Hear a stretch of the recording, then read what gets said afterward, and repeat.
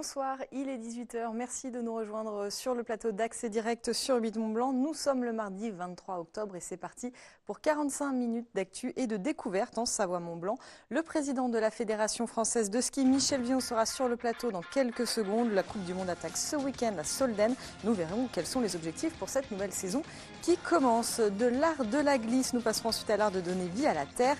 Une discipline que pratique la sculptrice Jade. Depuis des années, elle nous présentera son travail et sa passion sur ce plateau. Et enfin, Jacques Massoumouko nous présentera l'un des arts martiaux qui l'enseigne, le Yishan, un art martial atypique. Nous en parlerons avec lui à la fin de cette émission. Mais avant, salut Seb, sorti des méandres du plateau. Avec la musique, on n'entend pas forcément. On attaque avec les titres du JT et un beau sujet qui a presque failli faire pleurer Camille en régie tout à l'heure. Je m'étonne pas. Camille qui aime bien les animaux. Alors oui, donc l'association Prestige Poney, fondée par une ancienne Miss Prestige Pays de Savoie, elle recueille des équidés malades ou abandonnés et elle propose également des séances d'équithérapie auprès d'enfants handicapés. Alors oui, c'est vrai que c'était un très joli reportage de Victoria Lopez, reportage très émouvant, donc on va voir, il y a une belle interaction entre les animaux et les enfants. Et puis on ira faire aussi un tour du côté du plateau des Glières. Oui, puisque le département qui est propriétaire de l'auberge des Glières a décidé de se lancer dans un grand projet de réhabilitation de cette auberge, une auberge qui est fermée depuis 2010. Il y a un établissement de 3 étoiles qui est prévu. C'est un chantier assez atypique dans un lieu historique. On n'a pas forcément l'habitude de voir ce genre d'établissement. On passe à la revue de presse et avec un premier article qui va intéresser notre invité. Bientôt du ski au Pakistan. Alors peut-être, on verra bien. Le Pakistan, en tout cas, veut développer son offre ski. Le pays qui fait pourtant partie des zones à risque du ministère des Affaires étrangères met en avant ses vallées sécurisées. Il y a quelques jours, le conseiller commercial de l'ambassade du Pakistan en France et le consul honoraire du Pakistan ont été reçus par le cluster montagne. Ils en ont profité pour rencontrer des agences de voyage, des entreprises spécialisées dans le développement touristique été comme hiver. Et l'objectif, c'est de développer le ski. Et première mission l'été prochain, mission sur place pour faire un état des lieux, pour voir un petit peu ce qui est possible de mettre en place. Et puis un shopping un peu original. Oui, je sais que tu adores le shopping. On adore beaucoup le shopping à 8 Mont-Blanc. On va essayer de pas faire comme ces deux demoiselles, deux sœurs originaires de Lyon, qui ont passé donc une journée shopping le week-end dernier à Annecy. Jusque-là, rien d'exceptionnel. Après plusieurs heures passées dans les magasins, acheter des chaussures, du parfum, des vêtements, il y en avait quand même pour 2 600 €. On s'est rendu compte qu'elles avaient tout simplement oublié de payer. En tout cas, c'est ce qu'elles ont dit à la police. Elles étaient surveillées depuis assez longtemps, on va dire, par les forces de l'ordre. Elles ont été interpellées au moment de repartir. C'est à ce moment-là qu'elles ont dit on a tout simplement oublié. En tout cas, pour l'instant, elles ont fini le week-end au poste et elles vont être sûrement auditionnées dans les prochaines heures, prochains jours peut-être. On va parler du changement d'heure pour ce week-end. Oui, peut-être le dernier. Peut-être le dernier, c'est la Tribune de Genève qui revient sur son site internet. L'heure d'été prend fin dimanche à 3 h. Il faudra reculer les montres à 2 h. Donc on gagne une heure. Donc on perd une heure de sommeil. Je ne sais jamais, mais je crois qu'on perd une heure de sommeil. Et ce système d'alternance, tu as dit, pourrait bien prendre fin en 2019. La Commission européenne a effectué une consultation en ligne cet été. Une large majorité des participants, il y a eu plus de 4 millions de votants, ont opté, plus de 80% des sondés se sont exprimés en faveur de l'arrêt du changement d'heure. La Commission européenne a émis une directive selon laquelle chaque État membre devra opter de façon permanente ou pour l'heure d'été ou pour l'heure d'hiver. La Suisse, elle, devra choisir. En général, elle suit un petit peu ses pays voisins pour ne pas se retrouver isolés. Donc on verra l'année prochaine et il faudra faire attention pour qu'on soit tous à l'heure lundi. Voilà. On aura une excuse. On aura une excuse. Et puis un Annécien obstiné, voire acharné. Voilà, c'est un prof de musique de 40 ans qui a appelé plus de 100 fois le standard de l'Élysée. Alors il voulait joindre directement Emmanuel Macron pour l'insulter. Donc forcément, les gens ne lui ont pas passé Emmanuel Macron. Donc il a insulté les gens qu'il avait au téléphone. C'est pas une première, il avait déjà fait ça pour un chef de police et pour François Hollande. Et en fait, ce qui est plutôt original, c'est qu'ensuite il s'est rendu au commissariat d'Annecy pour dire que c'était bien lui. Il est tout à fait conscient de ce qu'il fait. Donc voilà, il aimerait bien qu'on lui réponde, ce monsieur. Merci. C'est tout à l'heure. Comme promis, je reçois maintenant Michel Vion, le président de la Fédération française de ski. Bonsoir. Bonsoir. Merci d'être sur le plateau d'Accès Direct. Alors, comment s'est passé cet été post-olympique? Écoutez, l'été fructueux, on va dire ça comme ça. Remise en place d'un système pour les 4 prochaines années. Oui, vous avez été réélu au mois de juin dernier. Réélu au mois de juin, mais au-delà de mon cas personnel, bien sûr, toute la machine à remettre en route pour les 4 prochaines années. Les équipes de France, les sélections, et puis bien sûr l'entraînement d'été, l'entraînement estival. qui est compliqué de plus en plus. Ouais, avec le manque de neige, les glaciers, les deux Alpes, qui sont en difficulté, le manque de neige. Donc ça demande de l'entraînement en hémisphère sud pour le ski alpin, et puis beaucoup de ski à roulettes, beaucoup d'activités estivales pour les disciplines nordiques en particulier. C'est difficile de remobiliser les troupes après les Jeux, quand on sait que les prochains auront lieu dans 4 ans. Est-ce que ce n'est pas considéré comme une année blanche, je ne sais pas si c'est le bon terme, mais voilà, pour les athlètes? Oui et non. C'est pas simple pour, je pense à Martin Fourcade, par exemple, qui lui revient avec pas mal de médailles des Jeux de Pyeongchang. Donc de repartir pour un cycle olympique, ça peut paraître un peu compliqué. Mais globalement, les athlètes, ils se remettent vite sur des objectifs. Alors cette année, on va avoir des championnats du monde dans chaque discipline. Donc du coup, chacun repart sur un objectif précis. Et non, il y a un ou deux qui auraient pu arrêter, puis qui n'ont pas arrêté. Voilà, la question s'est posée. Mais autrement, les athlètes se remobilisent très vite sur des objectifs sportifs. Donc non, pas de souci à ce niveau-là. Là, vous êtes satisfait des équipes qui vont prendre le départ sur les différentes épreuves, disciplines? Vous savez, l'été, l'entraînement estival, d'abord, on voit un peu l'évolution des athlètes, leur niveau, s'ils progressent ou pas. Mais surtout, c'est d'éviter les blessures. Donc s'entraîner sans se blesser. Quand on arrive fin octobre et qu'on n'a aucun blessé, ou quasiment aucun blessé, blessé grave en tout cas, eh bien déjà on a passé une bonne étape. Ça veut dire qu'on commence les compétitions sans aucun absent. Et ça c'est important. Ce n'est pas le cas de toutes les équipes actuellement. Il y a eu pas mal de casses cet été. Donc ça c'est un élément important. Et puis oui, j'ai l'impression que tout le monde a bien travaillé et que tout le monde est prêt pour cette nouvelle saison. Alors vous avez été réélu, on l'a dit, pour un 3e mandat de 4 ans au mois de juin. Le chantier prioritaire, là, sur ce 3e mandat? Il y en a beaucoup des chantiers, mais on va dire le 3e mandat va être axé sur...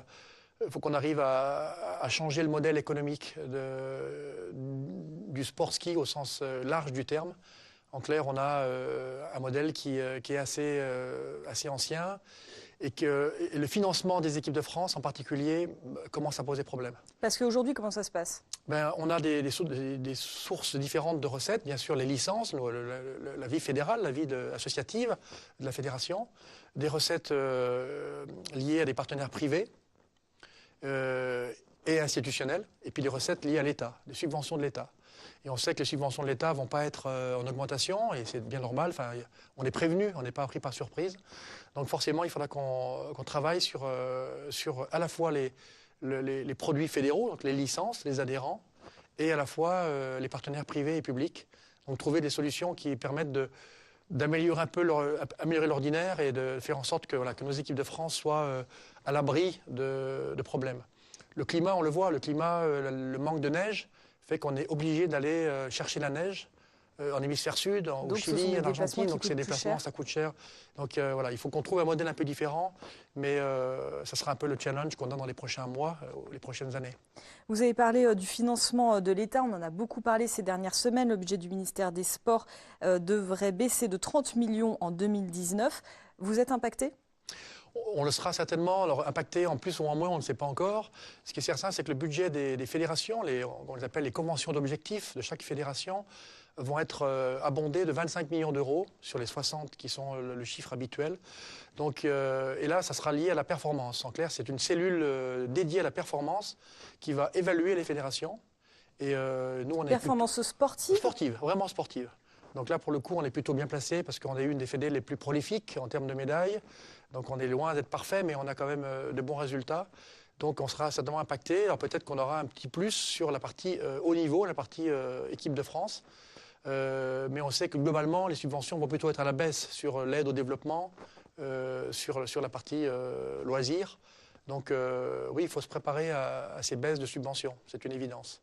Ça veut dire que les clubs, la base, parce que vous l'avez dit, il y a le haut niveau, ce qu'on voit le plus, ce qui est le plus médiatisé, mais la base risque de souffrir dans les prochaines années ? Oui, pour l'instant, c'est ce budget de 25 millions en plus pour le haut niveau et pour la performance, ça c'est acté. Mais on est un petit peu inquiet pour les budgets du sport au sens global du terme et l'argent et les moyens qui vont au club loisirs, aux subventions de fonctionnement, aux équipements surtout, équipements territoriaux. Donc là-dessus, c'est encore pas du tout bien réglé. Et la création de cette agence nationale du sport qui va gérer le sport français n'est pas encore tout à fait bien définie pour nous garantir un fonctionnement parfait. Parce qu'on a parlé de 1600 postes de conseillers techniques qui doivent être supprimés. Là aussi, vous ne savez pas encore si vous serez impacté ou pas. Vous êtes aujourd'hui 80 à la Fédération française de ski. Ça vient en plus, effectivement, il y a les baisses de subventions, les baisses de moyens, mais il y a aussi effectivement les cadres techniques, les fameux 1600 cadres dont la presse a parlé beaucoup. Nous, on a 80 cadres à la Fédération, dont on peut imaginer que la moitié serait impactée. Donc dans ce cas-là, c'est vite réglé. Comme on dit, on met les clés de côté et on ferme la boutique. Non, je pense qu'il y aura des solutions qui vont être trouvées.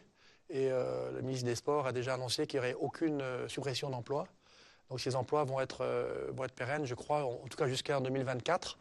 Et après, le financement de ces postes reste à définir et on sera vigilant. En tout cas, nous, ce qu'on demande, c'est que jusqu'à 2024, jusqu'aux Jeux de Paris 24, le statu quo doit prévaloir pour garder cette force qui est une force française pour le coup, d'avoir ce soutien de l'État avec des cadres de l'État. On va parler un petit peu de sport quand même. Quels sont vos objectifs là pour la saison ? L'objectif à très court terme, ça serait de faire un très bon résultat dans 3 jours dans les courses à Zolden. Malheureusement, la météo est très défavorable. On annonce 1 mètre de neige sur le glacier samedi pour la course dames et un vent à 100 km/h le dimanche pour la course hommes. Mais hormis cette échéance à très court terme, on va avoir donc, des mondiaux, je le disais, des championnats du monde dans chaque discipline. Et ça sera important de garder le statut qu'on a. Depuis quelques années, nos Français marchent bien.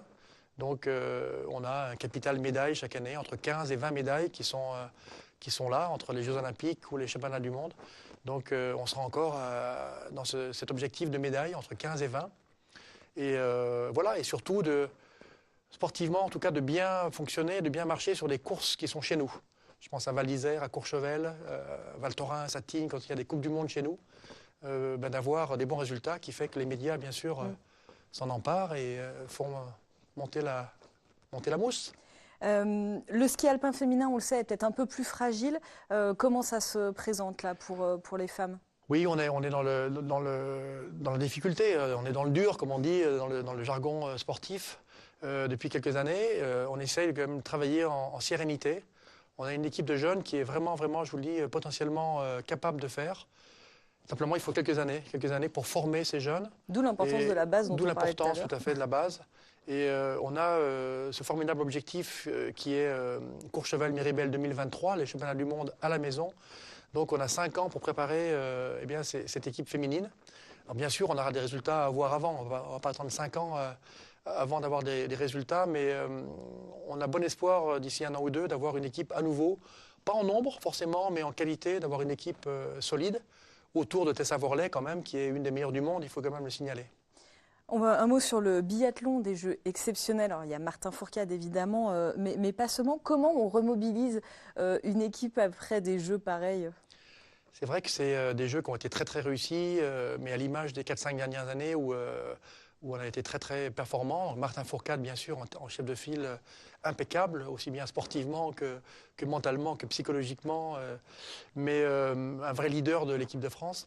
Mais c'est vrai que c'est un groupe qui gagne, qui a la culture de la gagne, et c'est un peu la marque de fabrique du biathlon français.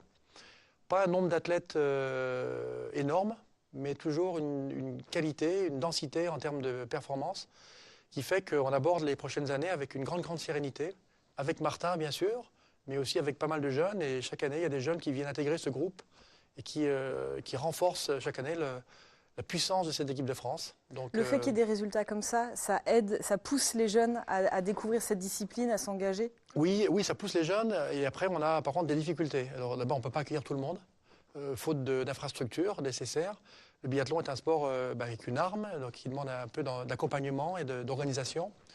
Et puis surtout, on a la volonté de ne pas trop spécialiser biathlon des jeunes trop tôt.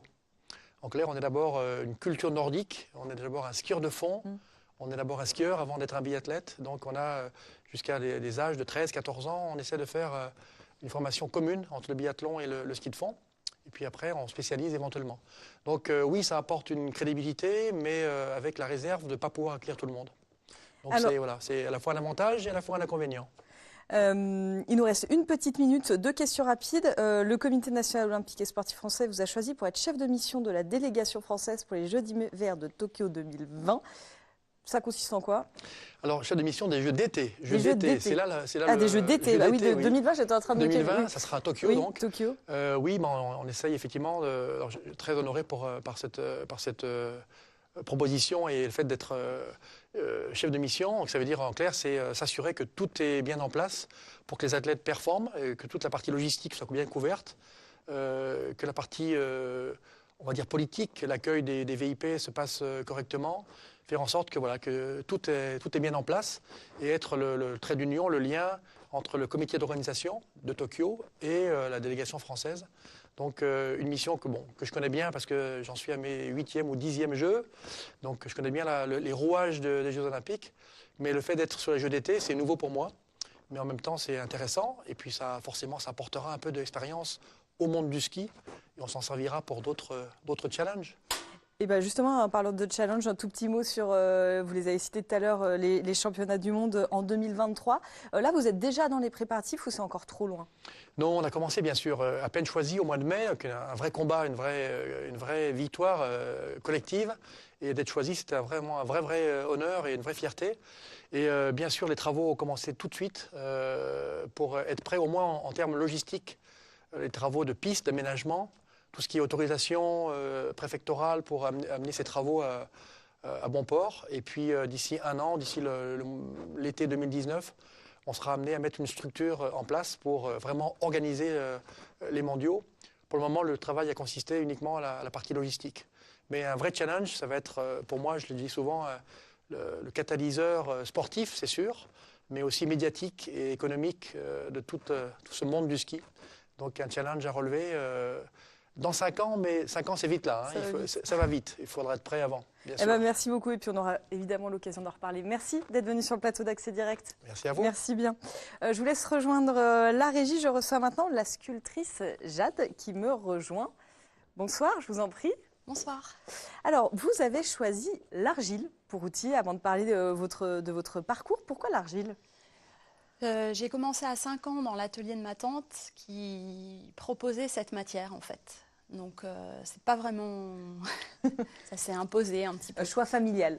Choix familial. Vous l'avez dit, vous avez attaqué à 5 ans et j'ai lu que depuis l'âge de 12 ans, vous rêvez de devenir artiste sculpteur, donc un rêve réalisé. Oui. Comment on atteint ce rêve-là? Comment ça se passe? Comment j'ai fait Moi, c'était mon objectif. Donc, j'ai fait une école d'art pour apprendre un petit peu plus de choses que ce que j'avais appris, parce que la sculpture, ça ne suffisait pas. Et puis après mon diplôme, j'ai décidé de faire une première expo. Et je me suis dit, si cette expo fonctionne, je continue. Donc ça s'est bien passé. De fil en aiguille, en fait, on rencontre du monde. Il y a des opportunités qui se mettent en place, des contacts. Et donc, voilà, 20 ans plus tard, ça continue.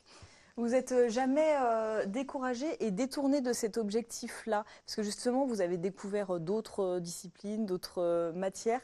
Vous êtes resté sur l'idée initiale?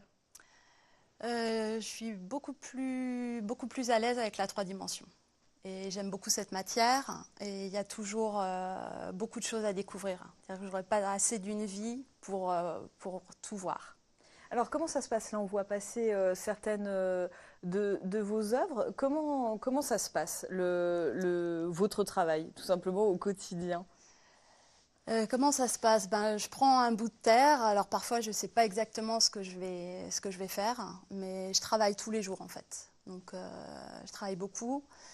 Je prends un bout de terre, parfois il y a une idée très précise et je vais vraiment là où je veux aller. Et puis parfois il y a le hasard qui entre en jeu et qui va m'amener dans une autre direction, qui est souvent à suivre et intéressante.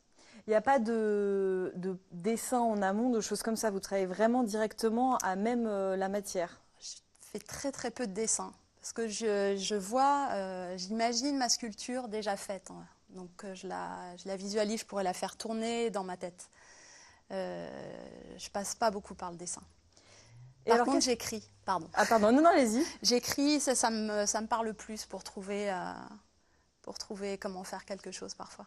Qu'est-ce qui vous inspire du coup? Qu'est-ce qui, autour dans l'environnement, etc., vous parle le plus à retranscrire ensuite dans votre travail? Tout.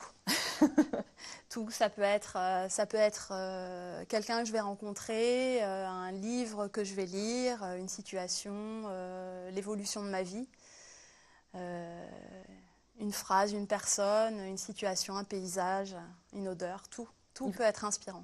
Il faut être ouvert. Ouais. En parlant d'ouvert, d'ailleurs, votre atelier est situé à Anthy-sur-Léman. Vous avez organisé là, il y a quelques jours, vous l'ouvrez au public. Ce travail de transmission, de partage de votre travail, il est important pour vous? Oui, ça a toujours fait partie, enfin toujours, quasiment, à partir du moment où j'ai pu commencer à enseigner et puis à exposer, en fait. C'est un échange, c'est un partage. Parfois, quand je fais une sculpture, je ne sais pas trop où je vais ou bien le sens qu'il y a derrière. Et souvent, c'est en parlant avec les gens, voir ce qu'ils ressentent, quand ils expriment eux ce qu'ils ressentent. C'est là que je me dis, bah oui, c'est un petit peu ça. Vous vous nourrissez du coup de ce contact avec les gens qui viennent vous voir? Un petit peu, oui. C'est pas très souvent, parce que je suis plus souvent dans l'atelier qu'au contact des gens. Donc, le prochain rendez-vous à noter? Alors là, je travaille aux expos pour le printemps prochain. Pour le mois de décembre, voilà. Donc il y a les expos en galerie qui se mettent en place. Là, je travaille sur ces projets. Donc là, je recommence un petit peu, je recherche des idées et je redémarre sur des choses. Et c'est un travail à découvrir un petit peu plus en profondeur. Il y a un site internet jade-sculpture.fr et il y a aussi une page Facebook et un compte Instagram. Oui.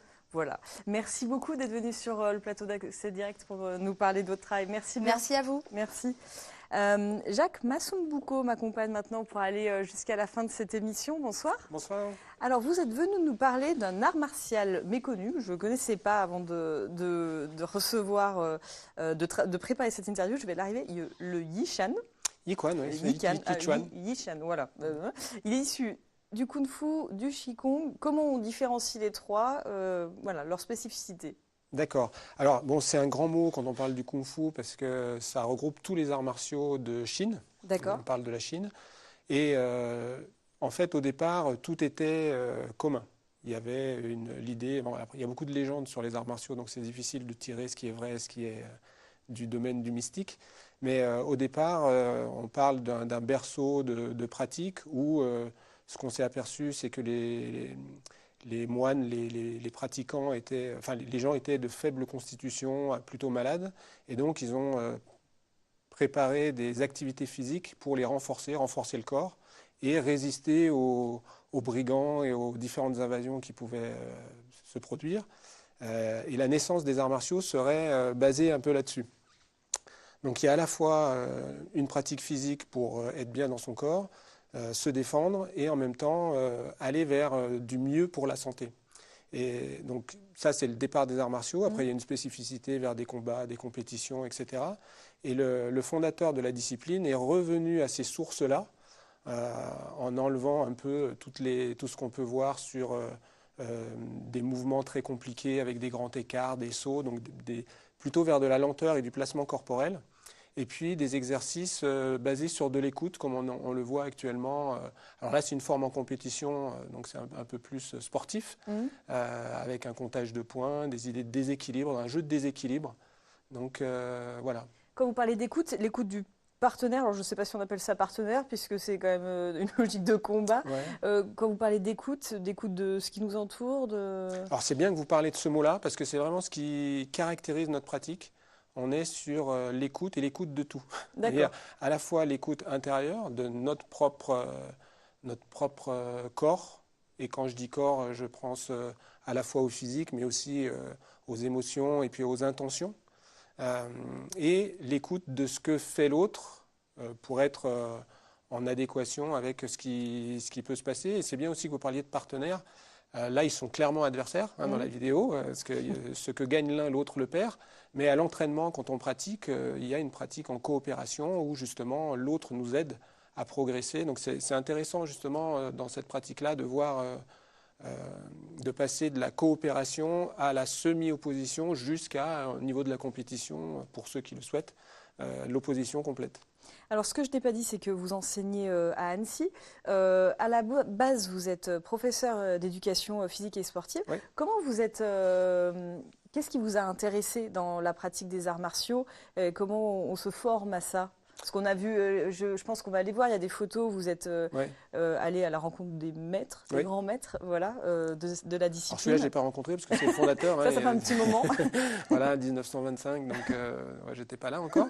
Là, on voit mon professeur avec un des successeurs du maître fondateur. Donc, bon, il est un des pionniers en Europe de cette discipline-là et j'ai eu la chance, par son intermédiaire, de pouvoir bénéficier de leur enseignement, de participer à des compétitions internationales. Donc c'est une riche expérience. J'ai toujours aimé, comme vous l'avez dit, je suis enseignant d'éducation physique et sportive, donc dès le plus jeune âge, j'ai baigné dans le sport et j'ai été comme ça porté vers tout ce qui peut être, ce qui peut amener la performance physique. Donc c'est très naturellement que je suis arrivé aux arts martiaux parce que pour moi, c'était ce qui représentait à l'époque le summum de la prouesse physique. Quand je regardais les films d'arts martiaux de Bruce Lee, Jackie Chan, il y avait à la fois le côté chorégraphique ou des sauts périlleux, des grands écarts, et puis à la fois le côté combat où ils avaient ce mythe d'invincibilité. Donc j'ai commencé comme ça. Et très vite, j'ai compris que ça ne serait pas possible. Et donc, très naturellement, j'ai changé ma façon de faire aussi pour être plus sur le bien-être et Alors, le développement personnel, c'est un grand mot, mais ça rejoint beaucoup ce qu'on voit, on parlait d'écoute tout à l'heure, ce qu'on voit dans le mouvement de pleine conscience de gens comme Christophe André qui parlent d'écoute intérieure. Dans notre pratique, il y a vraiment une grande base fondamentale de pratique posturale, d'écoute de soi, à la fois dans la posture physique et dans les ressentis et dans le sens, si on va plus loin, le sens que l'on veut donner à sa vie. Alors là, on voit certains de vos élèves qui ont participé et qui ont manifestement été médaillés au championnat d'Europe. Qui peut... Alors, il y a le haut niveau, mais qui peut pratiquer le Yishan? Alors, j'ai envie de dire tout le monde, parce qu'on n'est pas obligé de faire de la compétition. Hein, donc, c'est vraiment... ça, c'est un plus.